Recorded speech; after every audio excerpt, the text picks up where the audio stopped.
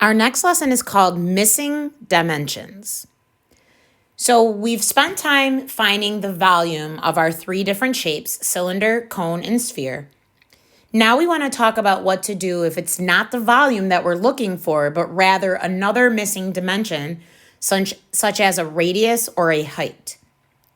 So you'll see in the chart to find the missing height or radius, and across you'll see the three different shapes, cylinder, cone, and sphere, with their formulas underneath.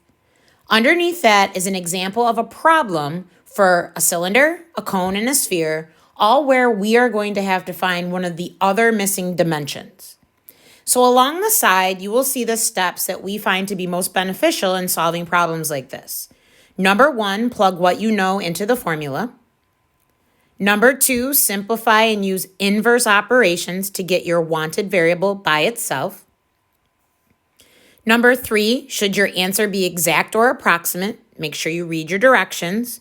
And lastly, be sure to have the units as part of your answer. So we are going to work through 3 examples of finding the missing dimensions using each shape. So first, cylinder. A cylinder has a diameter, so we're going to underline that, of 14 centimeters and a volume of 112 pi cubic centimeters. We want to know what is the height, so we're looking for the height in centimeters of the cylinder. So first, we are going to plug what we know into the formula. So I will write down what we know. The diameter is 14, and as we know from previous lessons and what we've learned in previous years, that means we have to cut it in half for the radius. So that means our radius would be 7. They also gave us that the volume was 112 pi. So now we can write down our formula, which is V equals pi r squared h, and we can plug in what we know. So for volume, 112 pi. For the radius, 7. And we do not know the height. That's what we're looking for. So that's going to stay h. So that gives us 112 pi equals pi. 7 squared would be 49. And we still have h. So that means we have 112 pi equals 49 pi and still our missing value of h. Now we're trying to get h by itself. We want to get rid of anything else that's with h that we don't want to be there. So that would be the 49 and the pi. So since these are all written directly next to each other, that means they're being multiplied together. 49 times pi times h. So the inverse operation of multiplication is division. We are going to divide by everything that we want to move. So that would be 49 and pi. Whatever we do to one side of an equation, we must do to the other. Now, when we do that, on the side with h, 49 and pi totally cancel out, which is what we wanted, and h is by itself. And we end up with this fraction of 112 over 49. Now, before I finish this, I want to go back up to the problem and see that it said in centimeters. I don't see any rounding directions.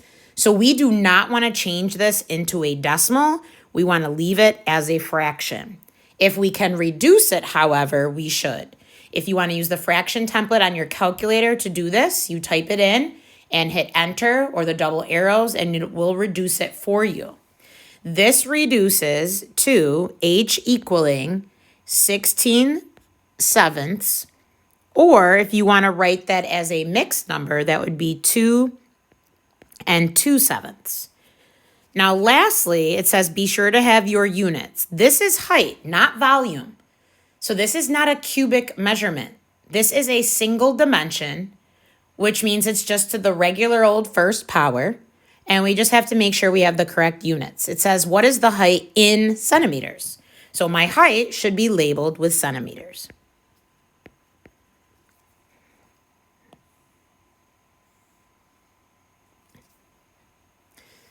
Now we're going to move on to a cone. For this problem, it says find the radius, so that's what we're looking for,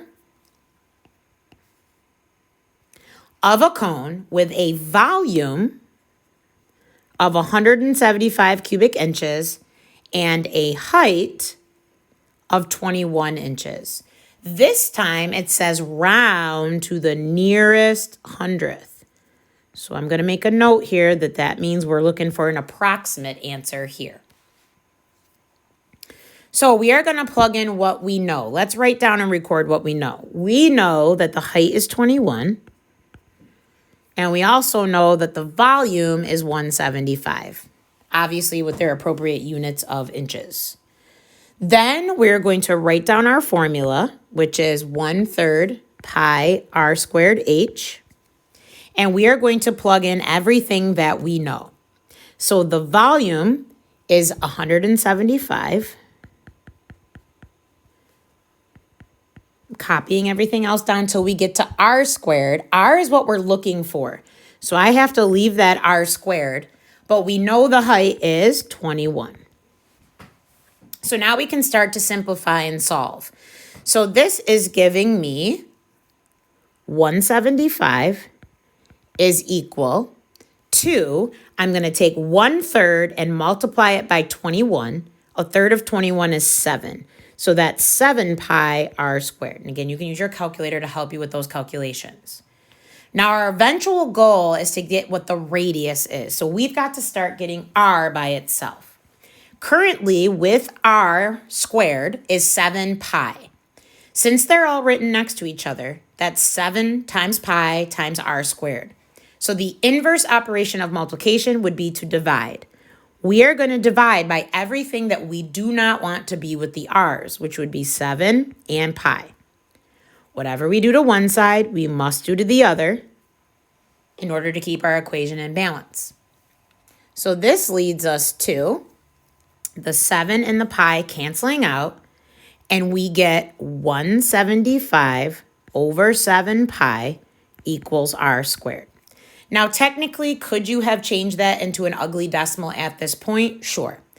But why not just do it until the very end? We can leave it like 175 over 7 pi for now. I have r squared. That would be the radius squared.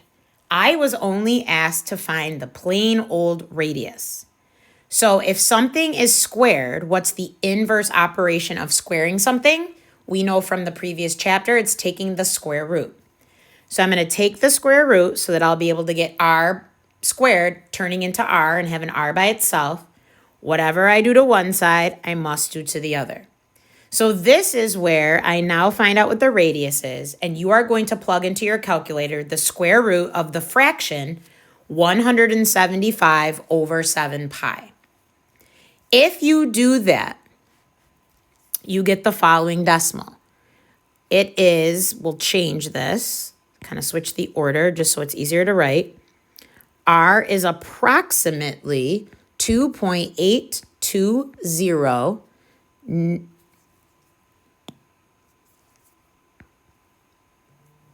9479. Now remember that would continue because it's an irrational number. We are going to go back up and look at the directions. Number 3, should our answer be exact or approximate? So if I go back up and look, it said to round to the nearest hundredth. That's an approximate answer. So hundredth is where the 2 is. 2 is in the hundredths place. We're going to look next to it. It's a 0. So that's not enough to bump my number up. And now we know that the radius is approximately 2.82. Now we have to look at the units as our last step. We were finding the radius, a single dimension. So we should be finding the radius to the nearest hundredth in inches. So this is an inch as my label. And that is my answer for our cone. Lastly, let's do an example of how you would find the missing dimension when it comes to a sphere. So a sphere, a fully inflated beach ball, that's how I know it's a sphere, contains 288 pi cubic inches of air. So this is a little different because it didn't flat out say the volume is. But if the beach ball contains this much air, this is telling you the volume. We want to know what is the radius of this beach ball. So we're going to figure out what we already know. We know the volume is 288 pi cubic inches of air, and we are asked to find the radius. So I'm going to write down my formula for volume of a sphere, which is 4/3 pi r cubed. And then I'm going to plug in what I know. The volume is 288 pi, and I don't know anything else. So everything else is staying the same. Now I see a fraction of 4/3 on the same side as pi and r cubed. And we are asked to find the radius, which means I need to get r all by itself. To start, I need to at least get r cubed alone.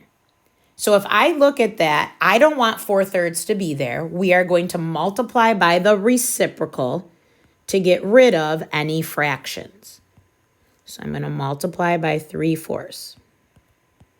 That's the reciprocal of 4/3. So if I do 3/4 times 288, we're going to leave pi in there for now. I get 216 pi equals, the fractions are gone, pi r cubed. Now here's why I chose to leave pi. I could find out the ugly gross decimal, but thinking ahead, let's look and see now what's still left on the same side as r cubed. With r to the third power, I still have a pi. I don't want pi to be on the same side as r. So because they're written next to each other, that's currently pi times r to the third power. So we're going to do the inverse operation of multiplication, which is division, and we are going to divide by anything we don't want to be there anymore, which in our case is pi. Whatever I do to one side, I must do to the other to keep the equation in balance. So now you can see why I decided to just leave pi in the answer, because I knew eventually it was going to cancel out anyways. So here they are, they cancel out. On this side, they also cancel out, and I end up with 216 equals r to the third power. Now, I don't want r to the third power. I just want the plain old radius. So if something is cubed, what's the opposite or inverse operation of cubing something? That's taking the cube root. So we put the little 3 on the outside, and we do the same thing here. So if I take the cube root of 216 on my calculator, now this one, I know we have sometimes difficulty with the keystrokes. Remember, you want to hit the 3 first. Then you're going to hit second, so you can get to that button that looks like this. It's got a square root with a little X on the outside.